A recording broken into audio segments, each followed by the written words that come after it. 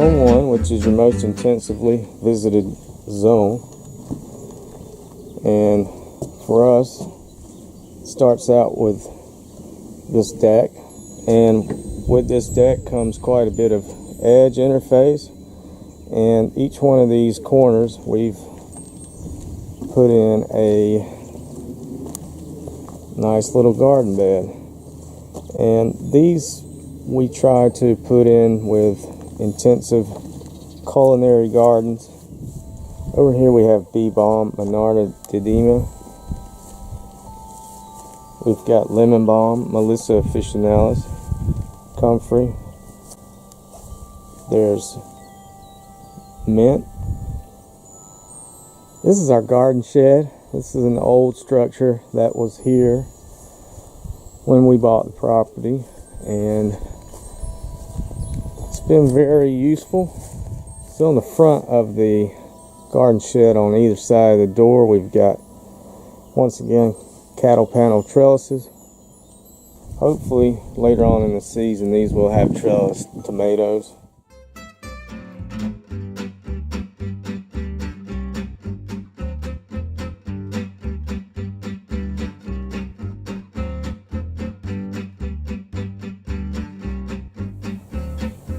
Coming through the gate, going into the Zone 2.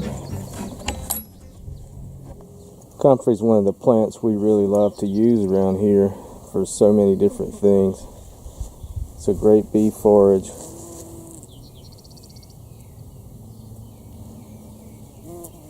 It's great for cuts. It makes a great salve for wound healing. So just along this fence line, there's a few things. There's some goji berry. Here we've got some mature mulberries.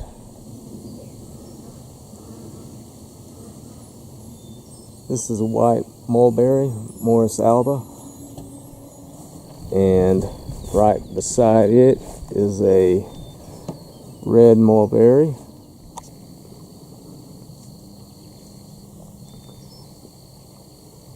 These make about a 1-inch long berry that's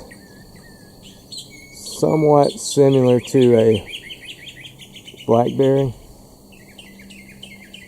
Here you can see all three phases start out white, then they turn red, and then they eventually turn nearly black or a dark purple.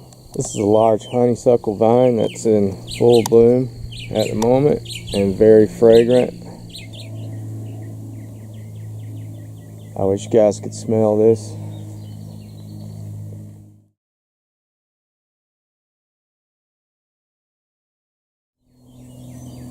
This is our hen house. This is probably at least 100 years old, if not older. And so anyway, it's repurposed now as a poultry house.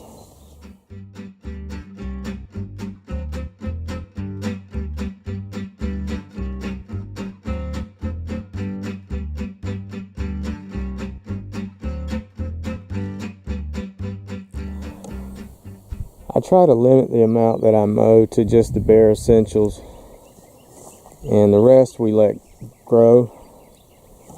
And this will be full of wildflowers here very shortly. There's a few bluebird houses in this area as well.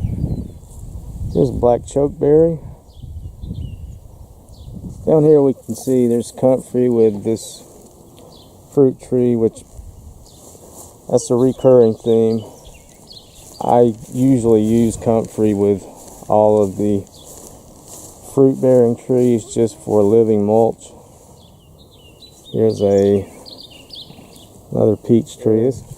Here's an Asian pear tree. It does have some fruit on it. Hopefully you can see that.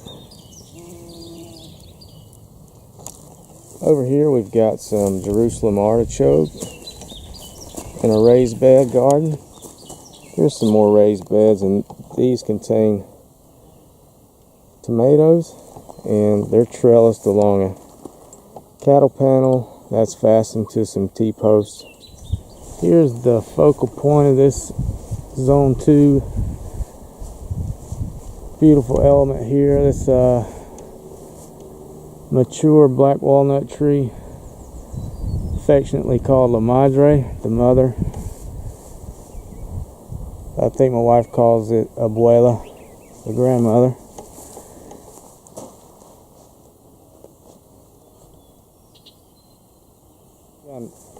Now we've got an apiary underneath this tree.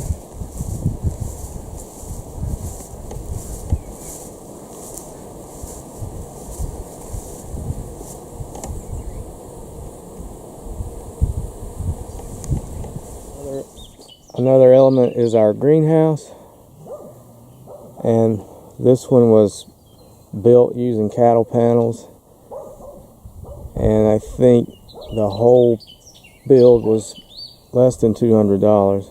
So here's the greenhouse. You can take a look. There's some cucumbers that are about to start producing, and got some brassicas over here. I'm trying to keep the cabbage moth damage down by growing these indoors. So here's a heavily mulched hay bed, no dig system. In the middle you can see another cattle panel trellis. Those are scarlet runner beans growing up. Beside that's a row of potatoes. Here we're using a similar method. This has the weed barrier with the drip irrigation, and right now you see some corn coming up. There's also some peppers to the right of the corn. Over here is a variety of things. In this row you can see some zucchini there. There's some cardoons back there. There's some radishes. And we just use round bales, which we can move with the tractor over here, and then heavily mulch these areas, suppress the grass, and then plant directly into the bed after, this was put in late last fall, and it was ready to be planted into this spring. Okay, so continuing to zone 2, we'll head out to the barn.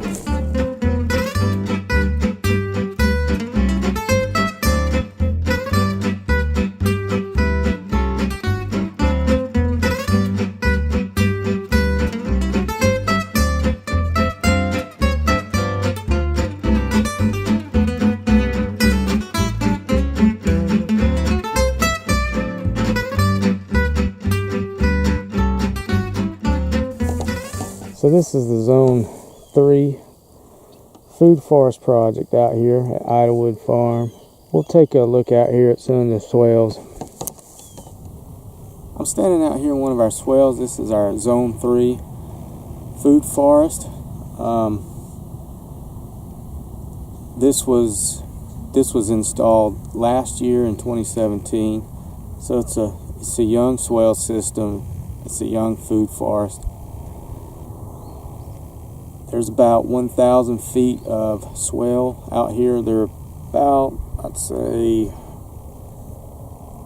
usually around 4 feet wide and about 2 to 3 feet deep. And some of those they vary because the land wasn't consistently the same. There's a lot of clay in this one, and there's a lot of rock uphill from here. I'm standing in the bottom swale, and I'll take you through a little bit of this. This is our primary nitrogen fixer in the system, and that's called false indigo.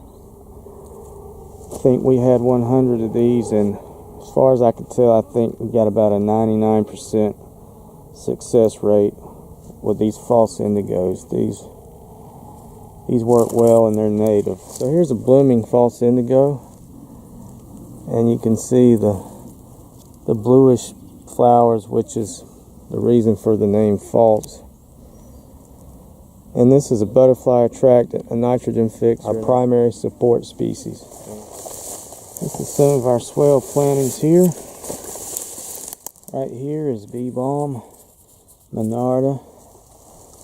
Here is comfrey. You can see deer go through here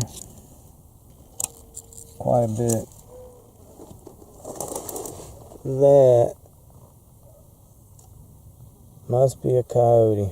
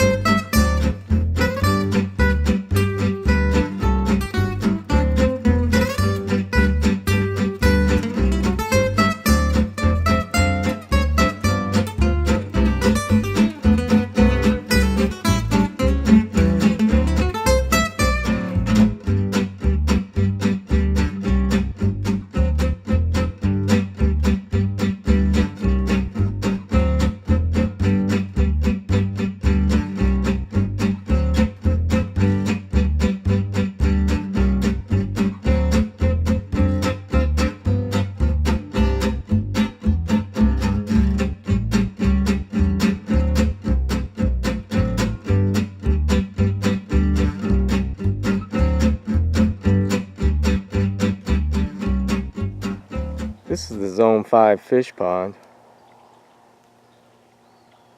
This element was already here, and it's a fairly mature pond. I would say 50 years old at least. I have needed to aerate the pond since we introduced fish last season.